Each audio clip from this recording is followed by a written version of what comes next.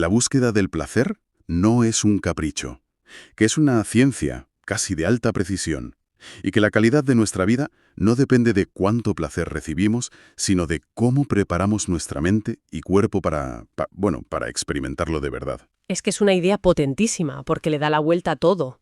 Estamos acostumbrados a pensar que el placer es algo que nos encontramos por casualidad, un golpe de suerte.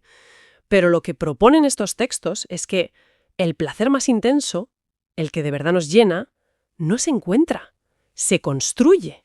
Y la herramienta clave, paradójicamente, es el esfuerzo. Exacto. Y por eso, hoy vamos a sumergirnos en dos conceptos que son como el día y la noche de nuestro bienestar. Por un lado, el preplacer, que es ese esfuerzo estratégico que multiplica la satisfacción. Y por otro, lo que las fuentes llaman predolor, que es esa trampa de la gratificación instantánea o incluso esa pulsión compulsiva que se disfraza de pasión por el trabajo. Y lo fascinante es que no vamos a hablar de filosofía abstracta, para nada. Vamos a analizar la neurobiología que hay detrás. Los textos que tenemos conectan la química cerebral, la dopamina, la serotonina, con una filosofía de vida muy práctica para gestionar nuestro bienestar de forma deliberada, casi como un ingeniero. Totalmente.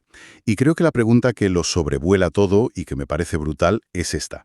¿Y si esa pequeña fricción inicial, esa pereza que sentimos antes de ir al gimnasio o de ponernos a estudiar, esa resistencia que siempre intentamos evitar, fuera, en realidad, la llave maestra para desbloquear las cimas más altas de la experiencia humana?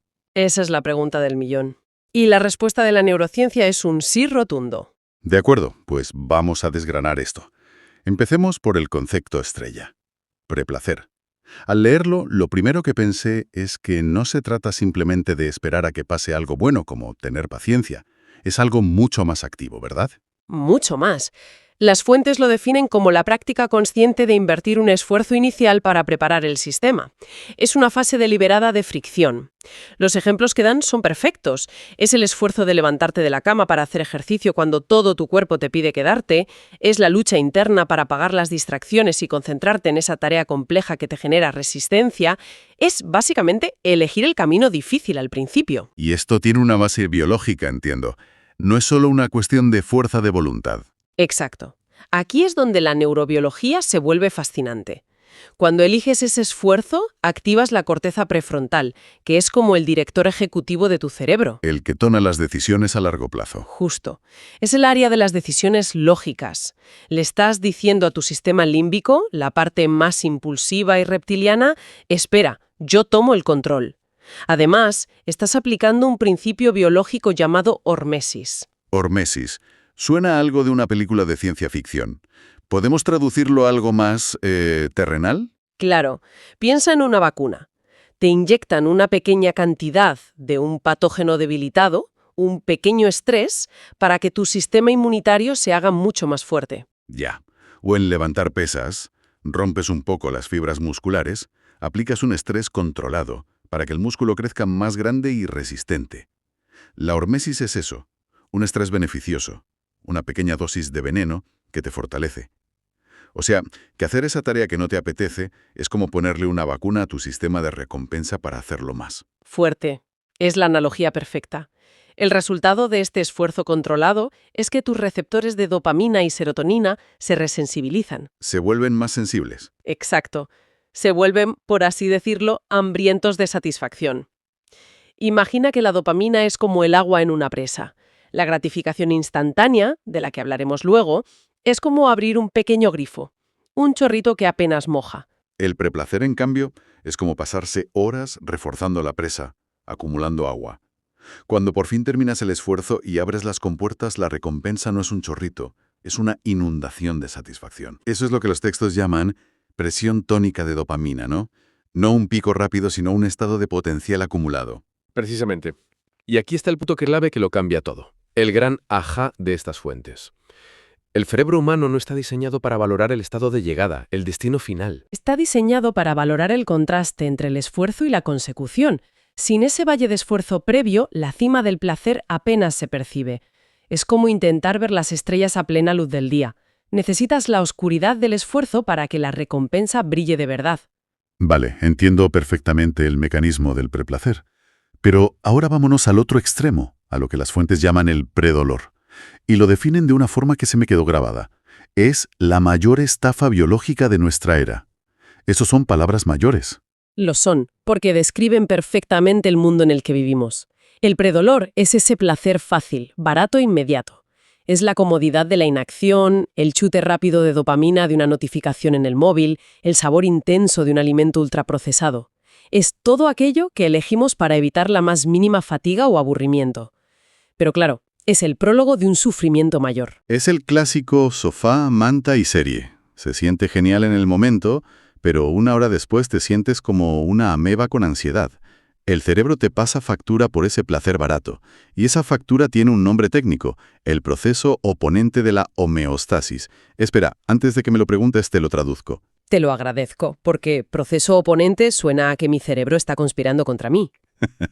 Bueno, en cierto modo sí. A ver, imagina que tu cerebro es como un contable increíblemente estricto y un poco paranoico. Su única misión es mantener el equilibrio, la homeostasis.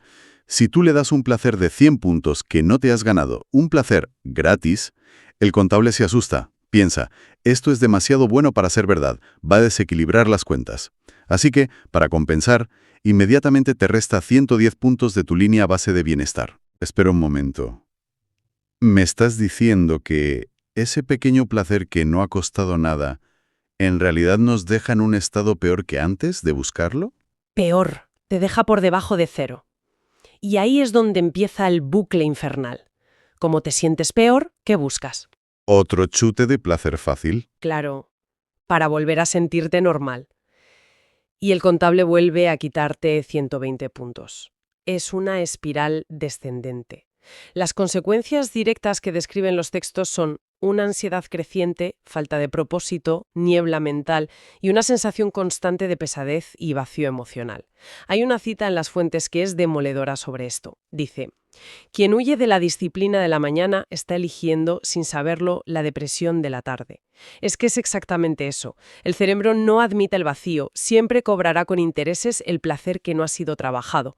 Por eso la síntesis de la idea es tan visual y potente. El preplacer es un dolor que sube y se transforma en gloria, mientras que el predolor es un placer que baja y se pudre en angustia.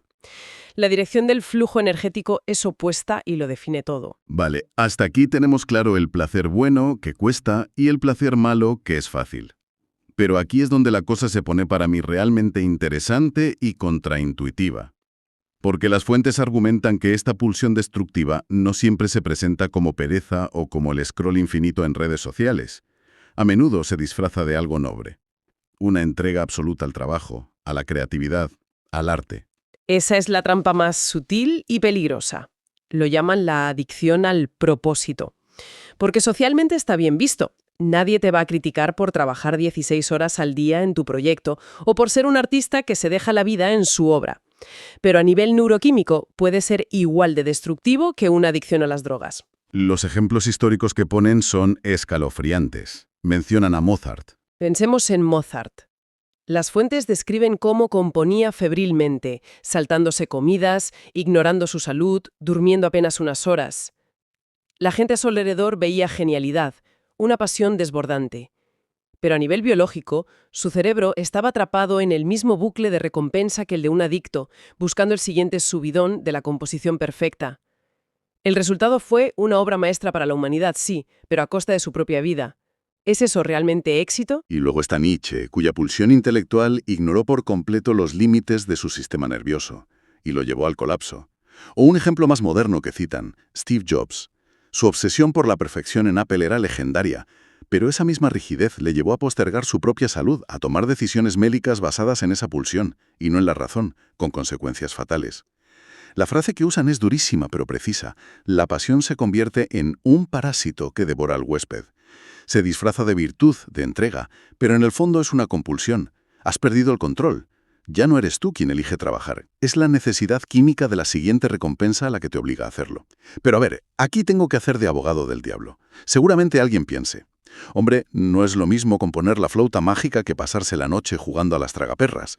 El resultado social es radicalmente distinto. Y tienes toda la razón. El resultado para el mundo es diferente, pero lo crucial aquí, y es lo que subrayan los textos, es que el estado interno del individuo es idéntico. A nivel cerebral, el mecanismo es el mismo. Se activa un bucle de retroalimentación en el sistema límbico que es exactamente el mismo circuito que en la ludopatía. Se pierde el control. Ya no es una elección. Exacto. La persona ya no elige actuar, sino que, como dicen las fuentes, es actuada por su propia química. El criterio para saber si es pasión sana o pulsión adictiva es la negligencia vital. ¿Estás descuidando tu salud, tus relaciones, tu descanso por esa pasión? Si la respuesta es sí, no importa si estás creando una sinfonía o mirando Instagram, has perdido tu libertad personal. Es una idea muy provocadora, porque sugiere que la utilidad social de una adicción no cambia su naturaleza patológica para el individuo. La conclusión que sacan es de una claridad meridiana. La grandeza sin equilibrio es una forma sofisticada de esclavitud dopaminérgica. Al final, por muy elegante que parezca, no eres un genio libre, eres un esclavo de tu propia química cerebral. No es maestría, es una pérdida de soberanía personal. Entonces, ¿qué significa todo esto? Si tanto el placer fácil como la pasión que consume son trampas, ¿cómo salimos de ahí? ¿Cuál es el camino? Las fuentes proponen un cambio de paradigma total y lo resumen en una frase que me parece genial. Me cuido y produzco. Esa frase es la clave de todo, porque rompe la falsa dicotomía. Nos han vendido que o te cuidas y eres un vago, o produces y te destrozas. Esta idea propone que son dos caras de la misma moneda. Encapsula el concepto de soberanía personal. La elección consciente de integrar tu bienestar físico y mental como parte indispensable de tu éxito. Es dejar de ver el cuerpo como un vehículo que hay que exprimir hasta que se rompa y empezar a verlo como lo que es, el sustrato biológico que permite que el placer y la creatividad existan. Sin un sistema nervioso sano, no hay genialidad que valga. Y la diferencia fundamental entre el preplacer estratégico y esa pulsión compulsiva se puede resumir en 3 puntos clave. El primero es consciencia versus impulso. El preplacer es proactivo, es una decisión deliberada. Voy a hacer esto que me cuesta porque sé que es bueno para mí. La pulsión es reactiva. Es un impulso que te arrastra, no eliges, obedeces. El segundo punto que mencionan sería sostenibilidad versus consumo. Exacto. El preplacer es como un agricultor sabio. Cuida la tierra, la riega, la abona. Nutre la fuente del placer para que siga dando frutos. La pulsión, en cambio, es como la minería a cielo abierto. Extrae el recurso de forma violenta. Quema el combustible hasta que solo quedan cenizas. Y un paisaje desolado, claro. Exacto. Y eso nos lleva al tercer y último punto, que es el resultado vital. El camino del preplacer, del esfuerzo consciente, conduce a la plenitud, al crecimiento y a la libertad personal. Te haces más fuerte y más capaz. El camino de la pulsión, por muy productiva que parezca, conduce inevitablemente al desequilibrio, al agotamiento y a la esclavitud. Al final, el marco que proponen no es masoquista. No se trata de sufrir por sufrir. Se trata de ser, y esta es otra frase que me encantó, estrategas de nuestra propia química cerebral. Se trata de buscar la máxima rentabilidad en bienestar por cada unidad de esfuerzo invertido. Es inteligencia pura. Es la diferencia entre ser un surfista que aprovecha la ola de su propia biología y ser alguien que es arrastrado por la corriente sin control. En resumen, si tuviera que quedarme con una sola idea de todo lo que hemos analizado, sería que dominar el arte del preplacer es, en esencia, dominar la propia vida. No es una cuestión de sacrificio, es una cuestión de estrategia. Es la victoria de la inteligencia sobre el impulso. Totalmente. La verdadera meta no es tener picos de placer esporádicos seguidos de valles de angustia. La meta es habitar esa cima máxima de satisfacción de la que hablan los textos de forma sostenida, vibrante.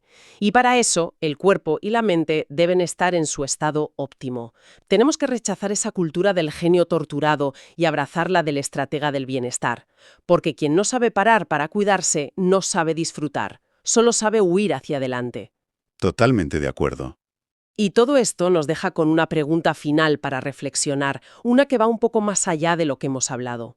Si hemos visto que la intensidad de nuestro placer, ya sea en el trabajo o en la salud, depende directamente del esfuerzo que lo precede, ¿qué pasaría si aplicáramos este principio a otras áreas?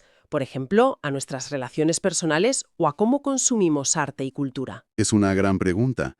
podríamos estar perdiendo la capacidad de sentir un amor o una admiración verdaderamente intensotes, como dice uno de los textos, por buscar siempre la conexión fácil, la conversación superficial en una app, la película que no te exige pensar o la canción de consumo rápido.